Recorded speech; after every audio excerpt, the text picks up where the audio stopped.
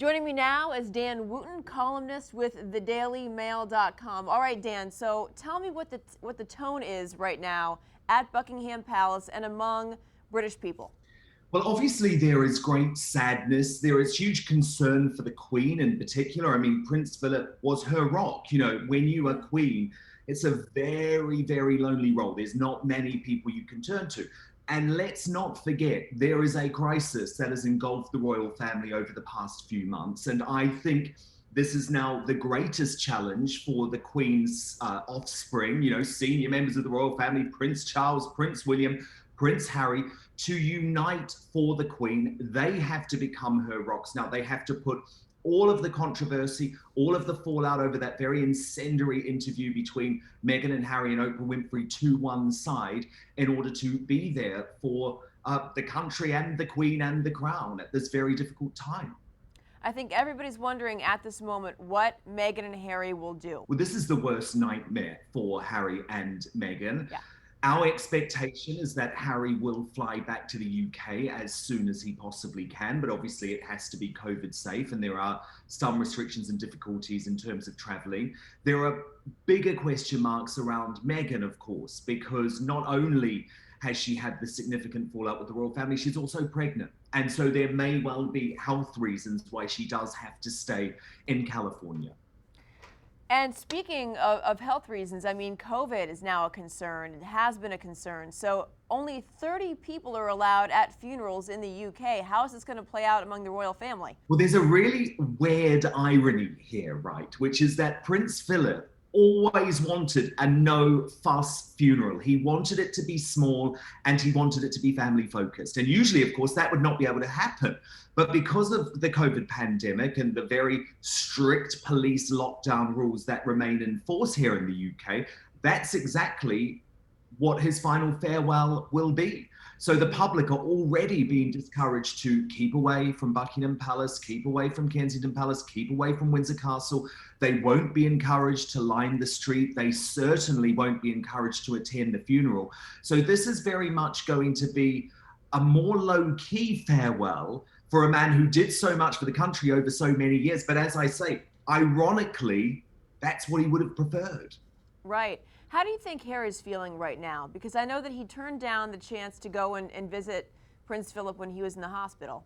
Yeah, well, I mean, there must be such mixed emotions. I mean, the big question I think that many royal watchers are asking is, did Harry and Meghan actually get to speak to Prince Philip? Of course, Meghan did hint in the Oprah interview that she phoned the Queen the moment that she heard that Prince Philip had gone into hospital. But it was actually only Prince Charles who went to visit him personally in hospital. And when he left the hospital, he was in tears. And the expectation at that time was that he just knew that he had said a final farewell to his father. But then Prince Philip bounced back. He went back to Windsor Castle. But of course, because of these COVID regulations, it's been impossible for folk, including, William, just to pop in and say hi to Prince Philip. So even if Prince Harry had returned to the UK, it's not a guarantee that he would have been able to have that emotional final farewell with Prince Harry. But he will, of course, be grief-stricken. They were very close, and it's incredibly difficult being away from your family at a time like this. And I think it's even harder if you're fighting with your family. And we know that Prince Harry is fighting with Prince William. He's fighting with Prince Charles. Don't you just hope that grief pulls them together and they can say, actually, this is not what our mum would have wanted. She needed us to be a unit. And look, I really hope that happens, but there's a lot of bitterness and rancor there. What do you think will happen? Do you think there will be a warm reception for Prince Harry when he comes home? And for the British people, too, because, I don't know what the tone is over there for him. Well, his popularity has plunged since the Oprah interview. But what I do have to say, and remember, I've reported on this for a very long time, the Queen remains very close to Prince Harry, personally very affectionate. So what I can guarantee is that the Queen will be absolutely delighted by Prince Harry's presence. And I think that's really the most important thing, don't you? It will be more tense between Prince Harry and Charles and William. And also remember, Kate because it was Meghan who threw those very incendiary claims about Kate making her cry before the wedding in that interview. So there could be tension there too. But look, you think about your own life, don't you? And you think, even if there have been family fallout, sometimes it's the loss of a close family member that actually makes you realize all of this stuff, it ain't important, let's sort this out. And I think they have to be really mature for the Queen here, because remember, she's 94 years old. She's now lost her mother, she's lost her sister, she's lost her husband. They have to step up. It's very rare that we see emotion coming from Queen Elizabeth. I think the only time we've ever seen her wipe a tear from her face was after the death of her sister Margaret. What do you think we're going to see this time around? I think we will see emotion. I mean, this is the greatest loss of her life. Prince Philip was her strength, her stay. He was really the one person who was able to see her through her entire reign. She has been unable to imagine life, and she never wanted to imagine life without Prince Philip. Don't underestimate how emotional this will be for the Queen. Now, she still remains vibrant. She's been working hard. She hasn't slowed down her public engagements, obviously, even though they've had to be conducted over Zoom because of the pandemic.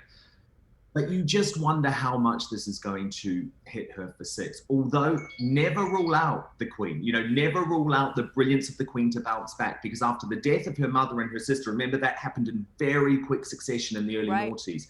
A lot of people were expecting her to slow down, to take on less work, to maybe hand over a lot of stuff to Prince Charles, and that did not happen. The Queen worked even harder. So it is possible that what she will do is channel this grief into getting back out there again, because she misses her people as well. The Queen has not been able to mix with the public for so long.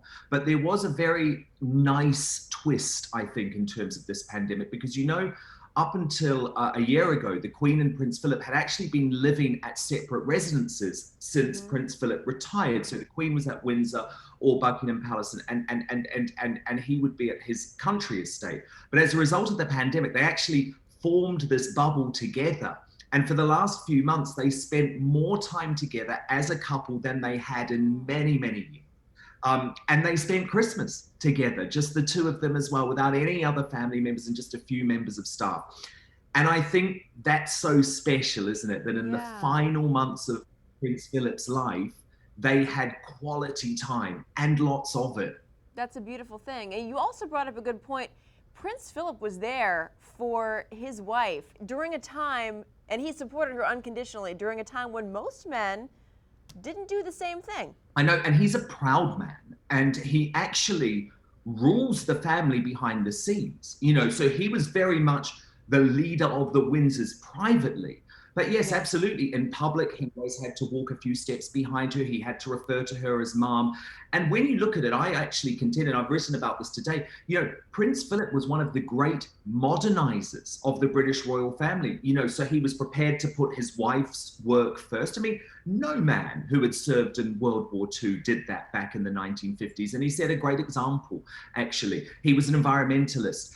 He actually believed in the power of the mass media. He was the first person who said, let's televise the coronation. He made the first ever reality show. Do you know that without Prince Philip, there probably would never have been Keeping Up with the Kardashians? Back in 1969, the first ever reality show was called The Royal Family, and Prince Philip invited the cameras in to show the royal family at their normal life, eating around the dinner table. What did they do at the weekends? Now, he actually later came to regret that, because he found the invasion from the public and the media, and that interest in their personal lives and the soap opera of the royal family could sometimes get too big. But remember, it was Prince Philip who did it all. And he died at 99, so he's not someone, because of his age, you necessarily think is a great, as of a great modernizer, but he really was. Yeah, and we kind of see that play out on The Crown. I mean, we through the acting and through the show, I feel like we got to know Prince Philip even better. Yeah, although it was a tough portrayal of Prince Philip on The Crown. And he came across, a cold and uncaring father, and of someone who potentially had affairs.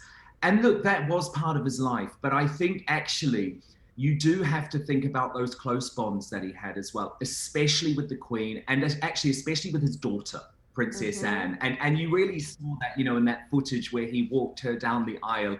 And you've just never seen a prouder father. So he could be tough. He could be uncompromised. Remember, this was someone who lived through World War II. He fought in World War II. And he certainly was un-PC. He didn't sign up to all of this wokeness that we now have in society. Yeah. But I think the portrayal in The Crown was harsh, actually, because I don't think it showed the love he had for his family. Toward the end, did he say anything about, because he was the ultimate unifier in the family, did he say anything about what he wanted to see with Meghan and Harry and Prince William? Did he say anything about that as one of his final wishes? No, he never spoke publicly about it. And what we don't know is whether he actually even saw the interview. Because, of course, by the time the Oprah chat was broadcast, he was actually in hospital and he underwent a heart operation, which I think the royal family really hoped would prolong his life because, of course, he was due to turn 100 in just over a month. And that was a milestone that they really hoped he would get to. The assumption is that Prince Philip wouldn't have liked this acrimony. He wouldn't have liked the airing of dirty laundry in public by Prince Harry and Meghan.